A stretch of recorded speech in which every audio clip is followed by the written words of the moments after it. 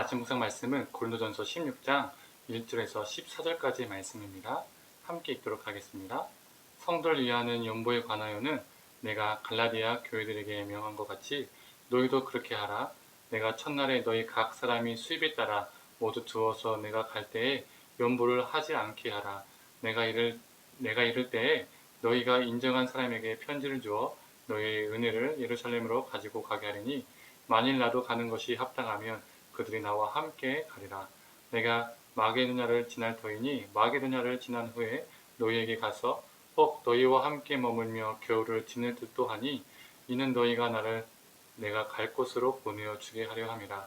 이제는 지나가는 길에 너희 보기를 원하지 아니하노니 이는 만일 주께서 허락하시면 얼마 동안 너희와 함께 머물기를 바람이라.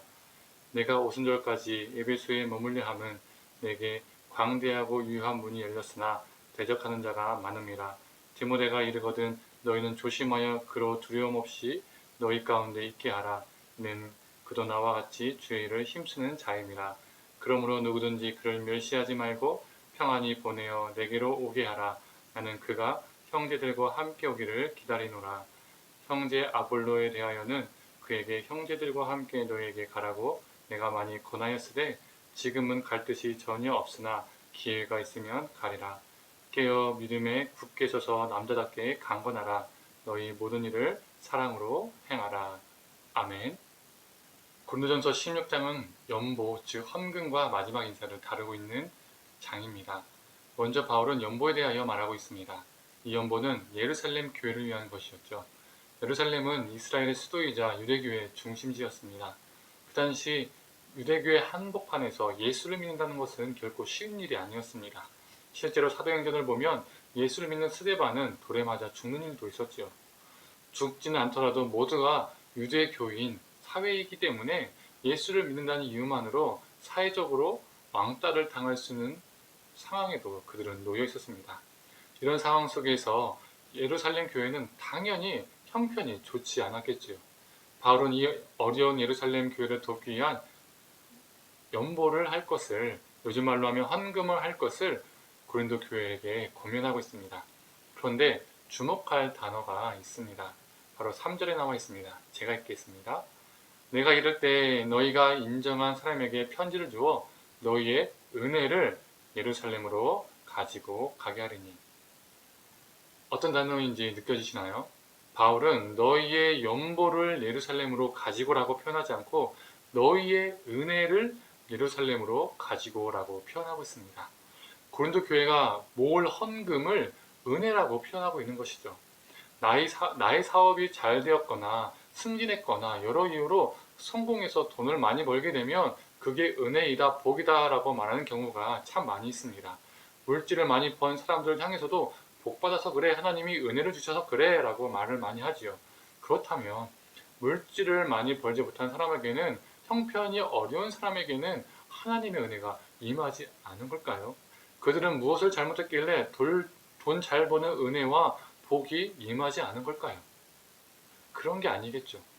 돈 잘 벌고 성공해도 그 돈 때문에 하나님과 더 멀어지는 사람들도 있고 그 물질이 자신의 하나님, 신이 된 경우도 있으며 그 돈을 위해서 하나님을 이용하는 사람들도 있습니다.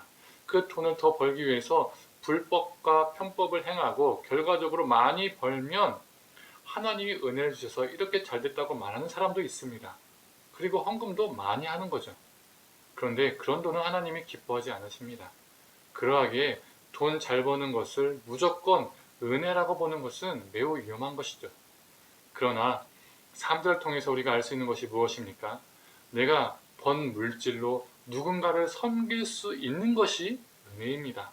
돈을 많이 버는 것이 은혜가 아니라 그 돈을 나눌 수 있는 것이 은혜인 것이죠. 돈을 많이 버는 것이 은혜이고 돈을 적게 벌면 은혜가 적게 임하거나 은혜가 없는 것이 아니라 내가 많이 벌더라도 나누는 삶을 살지 않고 있으면 은혜가 없는 삶인 것이고, 내가 적게 벌더라도 누군가와 작은 물질이라도 나누는 삶을 살고 있다면 그 자체가 은혜입니다. 사랑하는 성도님들, 우리의 물질로 누군가와 나누며 사는 은혜로운 삶을 살기를 간절히 소망합니다. 또 바울은 고린도 성도들에게 마지막 인사를 합니다. 13절에 깨어 믿음에 굳게 서서 남자답게 강건하라라고 말하고 있습니다. 여기서 남자답게라는 것은 단순히 문자적으로 여자다움에 반대되는 말이 아니지요. 고린도전서 전체 문맥과 고린도 교회의 신앙적 상태 속에서 해석이 되어야 합니다. 남자답게라는 말은 어린아이의 미성숙함과 반대되는 말로 사용되는 표현입니다. 3장 1절의 말씀에서도 너희들에게 어린아이들을 대하듯 말하겠다라고 말합니다. 즉 고린도 교회의 성도들의 상태가 어린아이 상태라는 것이죠. 14장 20절에는 이렇게 말하고 있습니다. 형제들아 지혜에는 어린아이가 되지 말고 악에는 어린아이가 되라. 지혜는 장성한 사람이 되라. 그들이 지혜는 장성한 사람이 아니라 정말 지혜가 없는 아직 어린 미성숙한 어린아이의 모습이 그들에게 있었다는 겁니다. 고린도 교회의 상태는 어린아이처럼 미성숙했습니다. 이런 고린도 교회를 향해 바울은 그들이 성장하고 성숙해지기를 간절히 바랐던 것입니다. 우리 신앙도 마찬가지입니다. 나이가 30이 되고 40이 되고 50이 되어도 60이 되어도 종교적 행위와 경험만 많아질 뿐 신앙의 상태는 여전히 제자리 걸음을 하는 경우가 참 많이 있습니다. 그 미성숙함 속에서 자신의 경험만 내세우며 주장하여 교회를 어렵게 하고 다른 이들을 상처 주는 경우가 참 많이 있습니다. 인생을 40, 50, 60을 살았지만 신앙의 수준은 10살 수준인 것이죠. 성장하고 성숙해지지 않은 상태에서 쌓아가는 경험만큼 위험한 것은 없습니다. 사랑하는 성도님들, 우리의 신앙이 우리의 마지막 인생까지 성장하고 성숙해지기를 원합니다. 그리고 그리스도의 장성한 분량까지 충만한 데까지 자라나길 원합니다. 그리고 그가 마지막에 다시 한번 강조하는 것이 있습니다. 그것은 바로 사랑입니다. 바울은 14절에 너희 모든 일을 사랑으로 행하라 라고 말하고 있습니다. 그리고 22절에는 주를 사랑하지 아니하면 저주를 받을지어다 라고 말하고 있습니다. 즉 주를 사랑하라는 강력한 표현이죠. 그리고 이것은 수직적인 사랑을 말하고 있습니다. 24절에는 자신의 사랑이 그리스도 안에서 고린도 성도들에게 있기를 바라고 있습니다.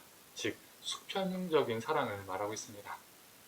사랑하는 성도님들, 우리도 주님을 사랑하고 그 사랑으로 우리에게 허락된 사람들을 사랑하며 섬기기를 원합니다.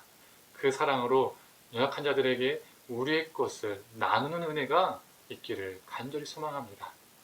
우리 주님이 크신 사랑 안에서 하루하루 우리가 자라나길 간절히 원합니다. 그 주님의 사랑이 우리의 음식 되어서 그 사랑을 먹고 건강하게 자라기를 원합니다. 오늘 하루도 하나님의 사랑이 우리를 덮고 그 사랑을 증거하는 삶을 사시기를 간절히 축원합니다. 기도하겠습니다. 하나님, 우리의 사랑이 이기적인 사랑 되지 않게 하시고 정말 주님의 사랑을 먹으며 그 주님의 사랑으로 이웃을 사랑하게 하여 주시옵소서. 그 사랑으로 하나님, 우리 주변에 있는 연약한 자들을 또 작은 자들을 도울 수 있는 그런 은혜를 우리에게 허락하여 주시옵소서. 내가 많은 것을 갖는 것이, 내가 성공하는 것이, 돈을 잘 버는 것이 은혜가 아니라 하나님, 적은 물질을 벌지라도 얻을지라도 그것을 누군가와 함께 나눌 수 있음이 은혜임을 우리가 기억하며 살게 하여 주시옵소서. 하나님, 그 은혜와 사랑으로 오늘 하루도 살아가게 하여 주시옵소서. 모든 것을 감사드리며 사랑에 만나신 예수님의 이름으로 기도드립니다. 아멘.